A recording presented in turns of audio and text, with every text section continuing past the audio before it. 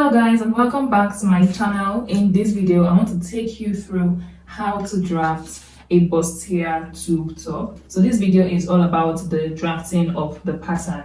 So a tube top is basically a bustier that's not an off shoulder. It doesn't have a sleeve, it doesn't have a shoulder. It's just stops right on the chest line. So I have my basic bodice measurements ruled out already. I have so many tutorials on this, so go ahead and watch my basic bodice tutorial for how to get all of this. This is the chest line, the bust point, under bust point, and the half length. So I just extended the half length by 2.5 inches because I'm going to be making a little bit of basque design at the waistline, and I need extra for the half length in the front only. So this half length is the front half length. There's a difference between the front and the back, and I have a video on how to take a female body measurement explaining this, and it's also explained in my basic bodice tutorial. So I'm just going to get right into it. The first thing you want to do is divide the shoulder measurements by 2 and connect what you have to meet with the bust pan. The bust pan always stops at the bust point. So first of all, take out your basic measurements for the neck of 3 inches. Then whatever you have left, divide it by 2. So I'm going to connect that. So this is it here. Now the next thing you want to do is the under bust suppression. This under bust suppression will be done at the under bust point, which is here. So depending on the size of bust you are working with, you can suppress from 1.5 to 2.5 inches. In some cases, you can even use 3 inches. So I'm working with a bust 37. A bust 37 will use like between 2 and 2.5 inch. I don't want the bust to be too obvious, so I'm going to stick to using 2 inches. As usual, in majority of my videos, I always take 0.75 inch towards the center front. This is the center front. So I'm going to come and mark 0.75 inch here, and then mark the balance of 2 inches on the other side of the under bust point, and come and do the same thing towards the end. So I'm going to use a straight line to connect it from the under bust all the way to the end of the pattern. If you are not extending the half length, then to just stop right on the half length line.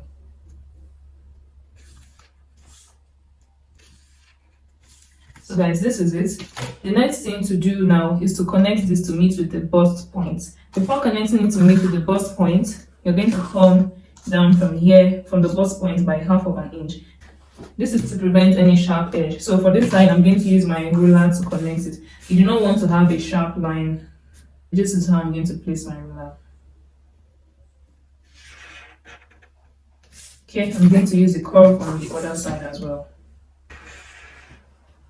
So after doing this, the next thing to do is the over bust suppression. This over bust suppression is very important, especially for the tube top area. So for me, I still want to come up from the chest line by 2 inches. So this is eventually going to slip back into the armhole.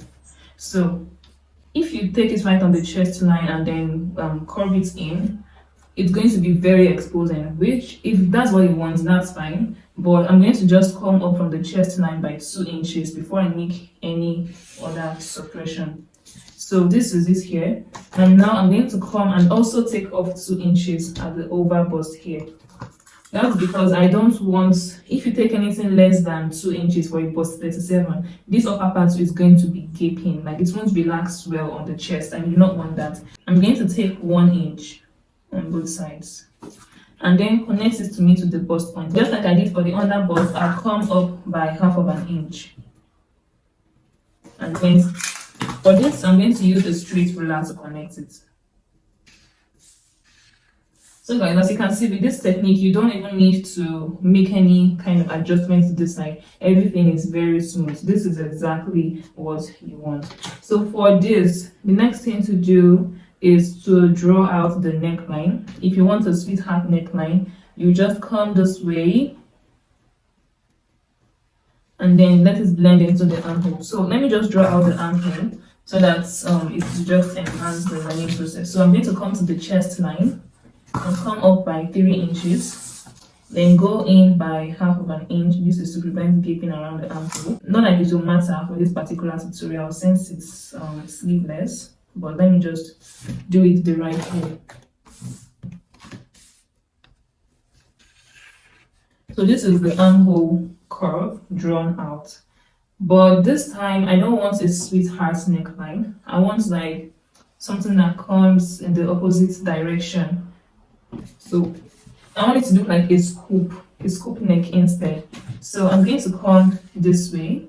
Instead of using this part of my ruler to give a nice curve, I'll come and do it like this. So you're going to just let this stop right on the chest line, and with that you are giving yourself coverage. So if you go lower than the chest line, it will expose the bust area more, which is why I came up from the chest line by 2 inches before drawing out the neckline and taking off the suppression. So now this is my neckline for this side. I think I want it to be a bit more curvy towards the end and not sharp. So I'm going to adjust that. Okay, so this is my neckline. And now you want to check that it's going to match with this side afterwards. So this curve is usually longer than this curve. You can even tell just by looking at it. So what you want to do is correct it. I'm going to measure what I have on this first curve.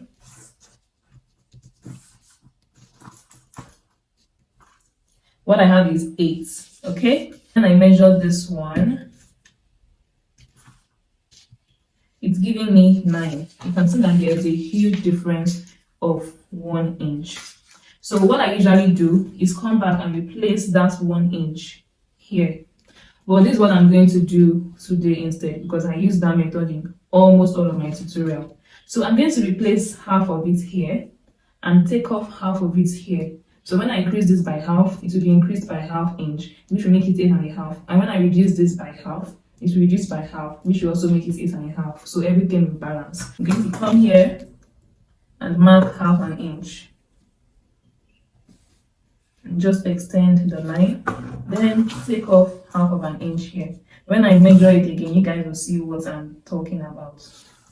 So the scoop now has been extended by this ½ inch.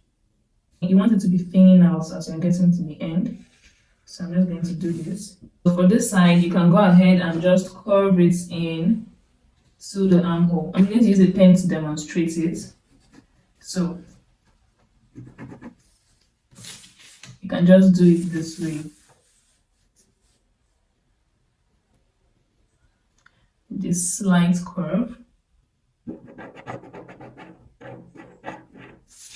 Okay, and then because it is a tube, we just continue the curve this way. I'm going to make an adjustment to this neckline later because I want it to be a bit more higher towards the side. But before I do it, let me just complete the pattern so that whoever wants it this way can still get it. If I do too much at a time, it might get confusing. So now that the neckline has been done, the next thing I want to do is to just take all of my measurements. My waist is 28. 28 divided by 7 will give me this. But remember, I took off 2 inches. So I have to replace that. If not, my waist measurement will not be equal. So I'm going to come and mark that. Okay. Then I'll come to my bust and also take my bust divided by 4. So 37 divided by 4 will give me 9.25. And I'm going to take that same measurement on the chest line. I'm going to connect all of this. It's giving me a straight line. So I'll connect it all like this. Seems like I'll have to adjust this part. Okay. The next thing to do is to take off the difference between the front and the back half length. The front half length is 18 and the back half length is 16.5. So I'm going to come and mark 18 minus 16.5, which will give me 1.5.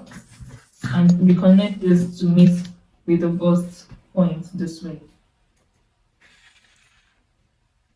Okay, so this is going to be cut off along with here and here as well. So before I add my seam allowance, what I'm going to do is close up the side dart. If you close the side dart after taking the seam allowance and cutting out the entire pattern, there's going to be a gap, and then you will need to reattach pattern paper to be able to do it. So to be able to close this dart, I need to open up one side. You can either open up from the top or from the bottom. So I'm going to open it up from here. I'm just going to make a slash through this point. Okay, this is enough. And then I'll go ahead and just grab this line this way and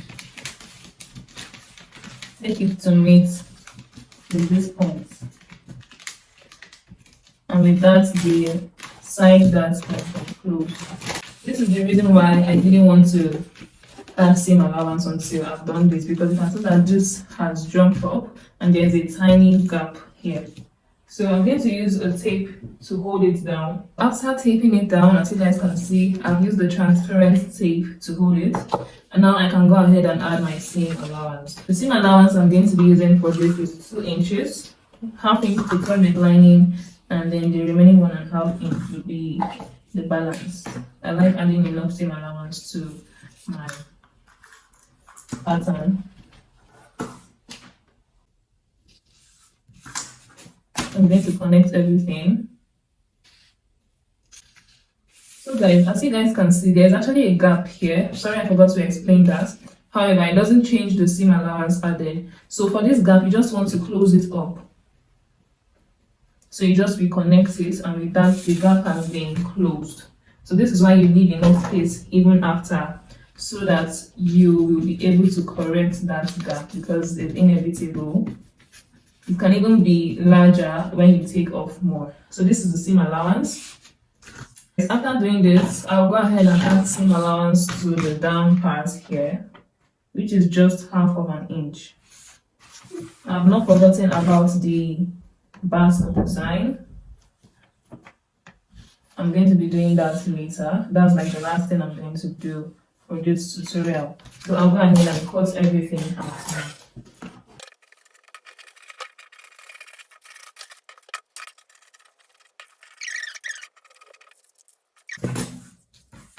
So now for the neckline,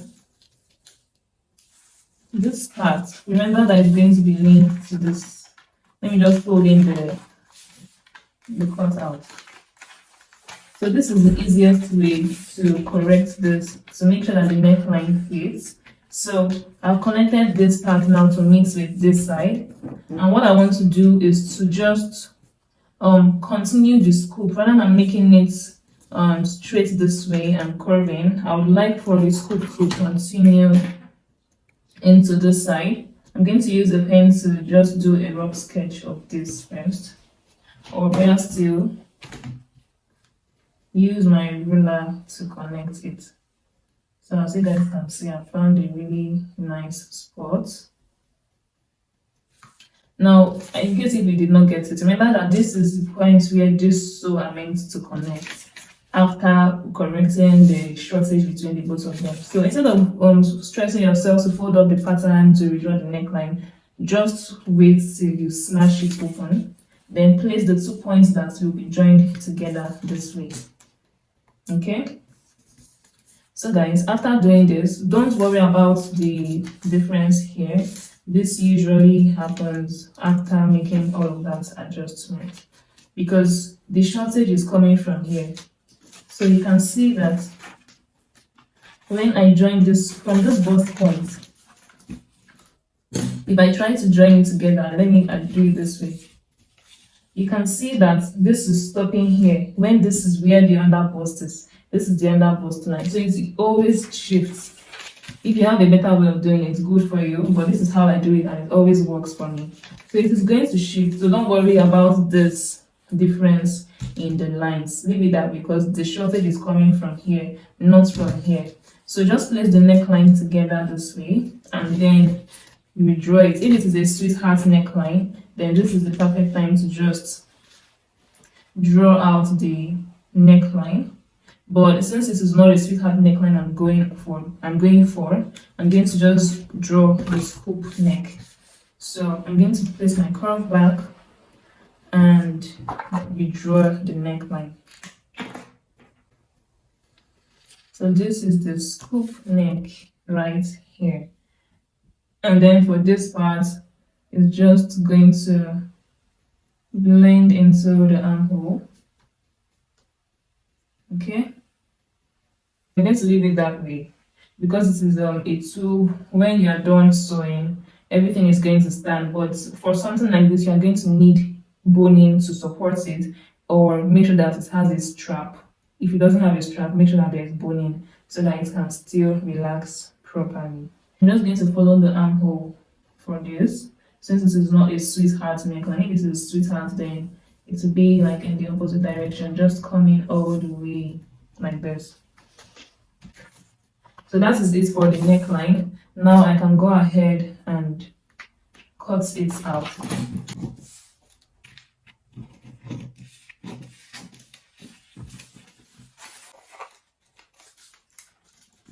The next thing to do now is the basque design. This is something that I've done in one of my recent videos, but just in case you didn't watch that one, I'm going to do it here again for you guys to see. So you're basically going to make sure that all of this match, and then use a tape to hold it down. Now for the basque waist, I want it to come in this way, so a part of this center front will be added to the side front. So you want to measure where you want this to start from. I want mine to be just half an inch, so I'll be left with a total of 2 inches, or let me make it 1.1 inch. Okay, you can start this from the actual line instead of the same line, but I don't mind, but the difference is not that much. And then I just need to connect on that point to meet with the under bust point this way. So this is it. It's as simple as that. And now for the basque waist, I want it to be curvy. I don't want it to be like an obvious triangular waistline. I want it to be a bit subtle. So ignore the seam allowance when you are doing this. I'm just going to curve it a bit. So this is what I'm going for. You can definitely do something different or make it sharp. You're going to see that when I'm done with this, it's not going to be very obvious, but I think I would like to still adjust it a bit to prevent that sharp line. I don't want that. Okay, so I think I prefer this instead. So it's not even starting right from the corner here. This is everything for the front. Before I cut it out, the quickest way to work on the back pattern is to just use this to cut the back. So before doing that,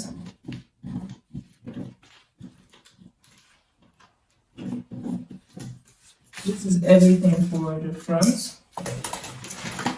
You're just basically going to trace the front on the back. Before you do that, you mark out your zip allowance if you are using a zip for this. So I'm using 1.5 inch as my zip allowance. Okay, so then you're going to align this. Just trust the process, okay? You're going to align it. The main part that you want to trace is actually here. The reason is because this is the part that you're going to be joining together.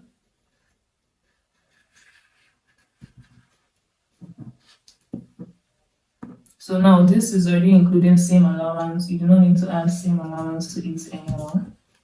I don't want the back to be a basque waist. So from here, remember that this is the chest line. I'm just going to draw a straight line. Mind you, you can cross-check your measurements if you are not sure. But this is basically it. And I know that this is the chest line. I'm just going to go ahead and draw a straight line. Remember that this is a tube bustier pattern, so you don't expect the back to be too much. You can see when you join everything together, it's going to match. Remember that this is where the half length stopped. So it's only the fronts that have the basque. So everything is matching, as you can see, down to this point, down to the chest line. Now I'll go ahead and cut it out. For those of you that are unsure whether or not the measurement is correct, I'll do it for you. So remember the waist is 7 and this is 7 on the dot. What is the bust? 9.25. So as you guys can see, all of the measurements is correct. So the only different thing I'm going to do differently is to come to this part, mark half of an inch, and replace that half of an inch. All of this is to prevent zip bulge. You don't want that on your dress, it's not flattering at all. So I'm going to just come and take this off and replace it. So your waist measurements will still be complete. Okay, and then you want to come here. I'm going to use just 0.75 inch, but normally I use 1 inch. But this 0.75 inch is enough. Then I'm also going to come and connect this way. So this will be cut off. This will be cut off. And with that, the back pattern is ready. Very simple. It's looking small because it stops at the half length. So you don't expect something too long, wide. And I'm going to cut it out.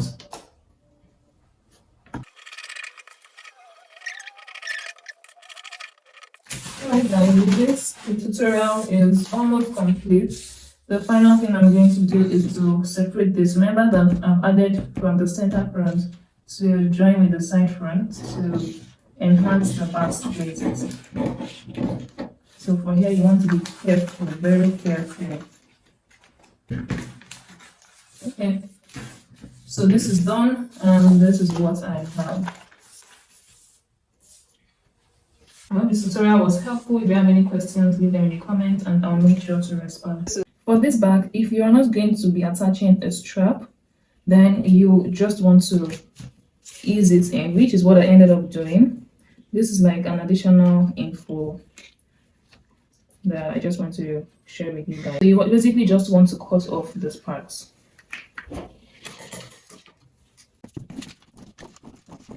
This is what I have. I have a sewing tutorial on this coming up. If you're interested, just make sure you subscribe so you get notified when I upload the video.